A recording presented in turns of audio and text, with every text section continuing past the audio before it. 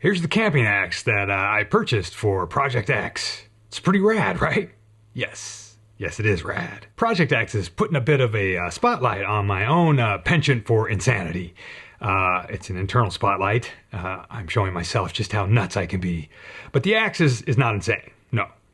That was a rather straightforward purchase, and today I gotta remove the logos, which you can see I already started doing before remembering to, hit the record button. And, what good is insanity if it isn't something you can share, right?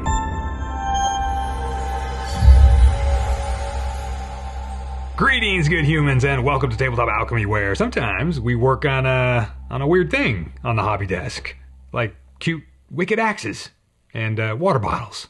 Yeah, you heard right. We're going to work on a water bottle along with this axe. In fact, we might work on the water bottle with the axe. How about that? Welcome to my brain. A brain that also thanks our patrons.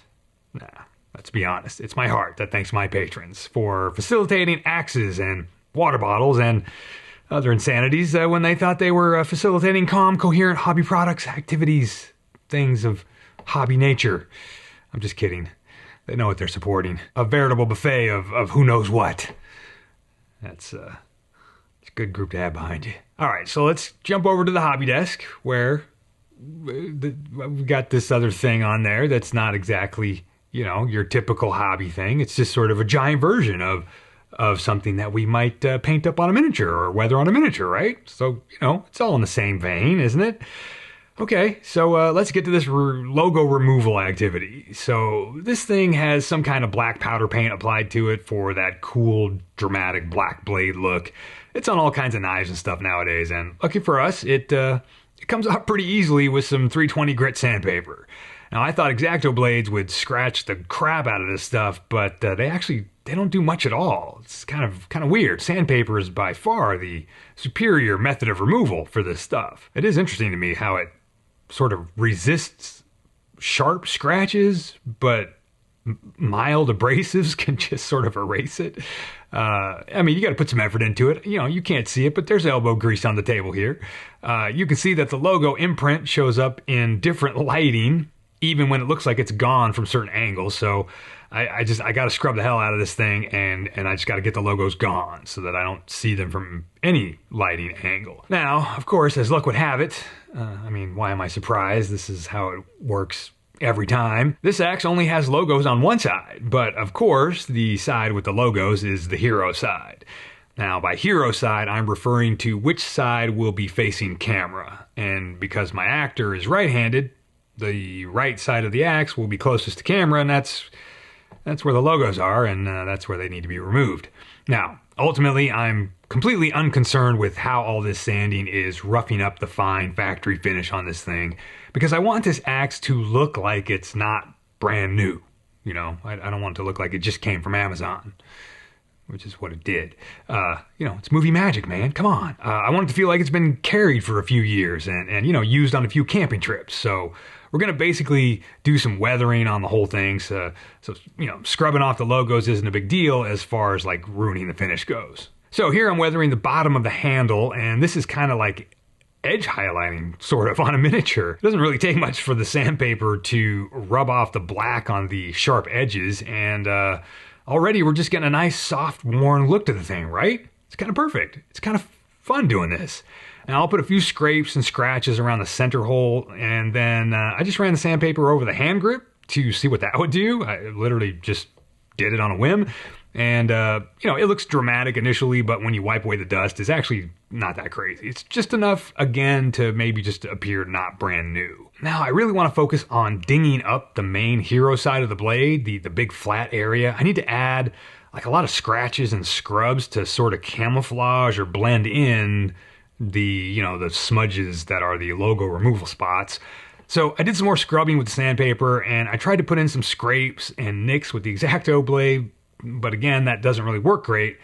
Even, though I've tried it a couple times, I have to do things multiple times to get it through my thick skull that they're not going to work. Because, I think we've talked about this definition of insanity before, which is doing the same thing twice, but expecting different results. So at this point, I was thinking I need to put some dings and actual scratches into the metal of this thing, but the sandpaper is just generally too soft for that sort of thing. And me being me, lazy, I thought, well, I have a Dremel. It's a Dremel tool sitting right in front of me on the desk here. Let's just grab a few Dremel bits and see what they do.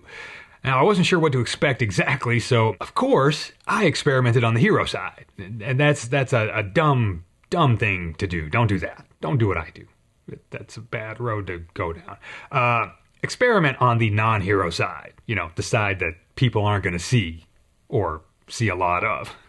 And then take what you learn there and apply it to the hero side so everything looks good for camera and any mistakes you make aren't on the hero side.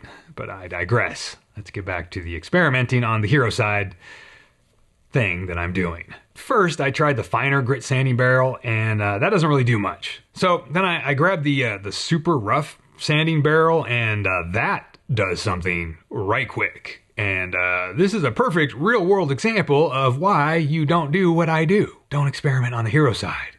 Because now this weird swirly mark it's on the hero side. Yeah. Now, I like the effect that this Dremel bit is doing. It's great, but I need to not draw on the blade with this weird swoopy curly thing, because that's not really what a ding on an axe would look like. It shouldn't look like cursive or something like that. So I tried out this metal bit to see if I could get a deep cut sort of thing going, but it didn't hardly do anything to the blade, so I don't know. Anyway, I went back to that rough sander bit and did some more scratches and things and just tried to not overdo it and just make some usage marks, I guess we could call them, and then a little more sandpaper scrubbing to try to lessen a few of the dumber looking marks that I made earlier. Oh, and yeah, this axe is dangerous as hell. I almost cut my thumb off trying to remove the sheath that came packed in. It's very sharp, and the bearded shape is just it's just dangerous. So I figured I'd dull it after I weathered it because I'm smart. Yeah, so there's no way I want this thing on set with the actual factory sharpened edge. I need to at least make an attempt at getting it into some sort of stage steel edge, which is just basically dulling the shit out of it. So at first I tried using one of my little needle. I can't say the word needle today.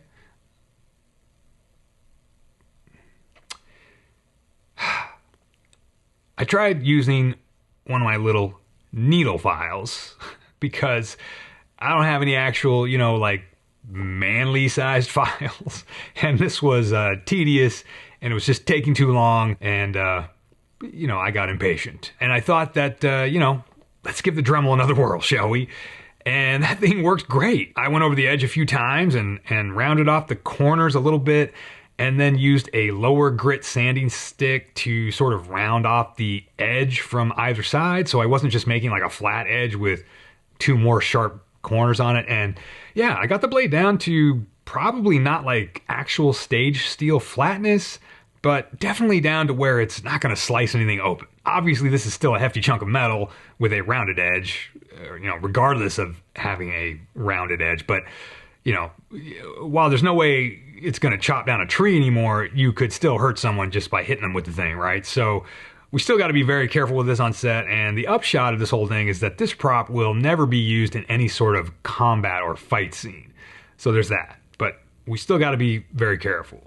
You always got to be very careful on set, because, little things can happen. If your actor's drops it on his toe and then he can't walk straight for an hour because he's limping, that's a problem, right? So it's just generally wise to be as safe as possible all the time. Now, the other thing I was kind of wrestling with was the balance between, dulling the blade, but still leaving not enough of an edge, but not taking it, not making the dull edge so flat into the metal that the radius became super wide, so it looked like a flat edge, because we don't want it to look like a flat edge on camera. We want it to still look sharp. We just don't want it to be sharp.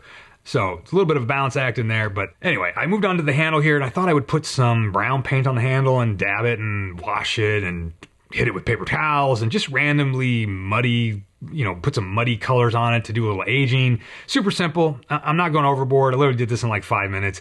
I'm not too worried about it. I just wanted to take the, again, the brand newness off the thing.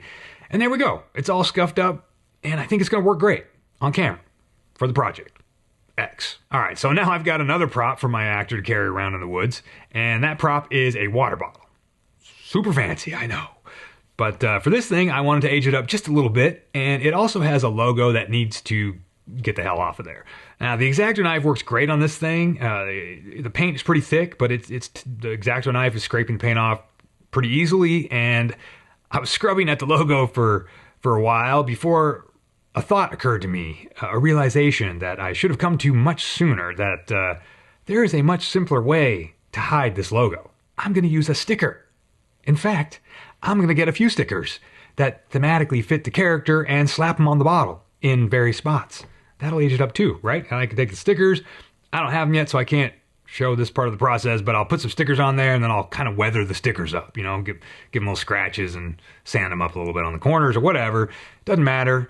It'll just make the bottle look like it's been used for a few years, and that's really kind of what I'm going for. Now, I still wanted a little bit of weathering on the actual paint job itself, some dings and some scratches. So the number one thing I wanted to do with this thing was dent the bottom, even if it's just a little bit, like someone's dropped the bottle a few times on the street or whatever, because we've all done that. I know that. You know that. The audience is going to know that.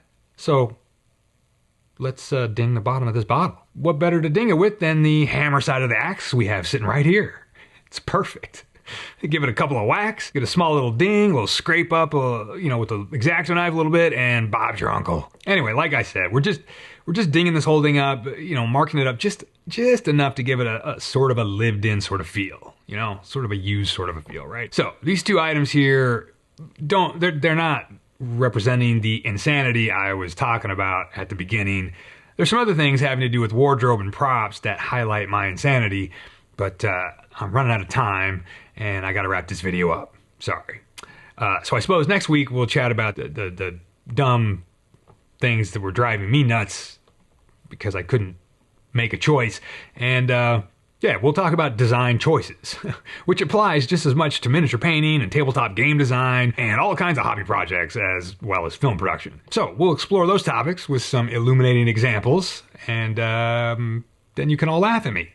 Because if nothing else, I'm here to entertain. See ya.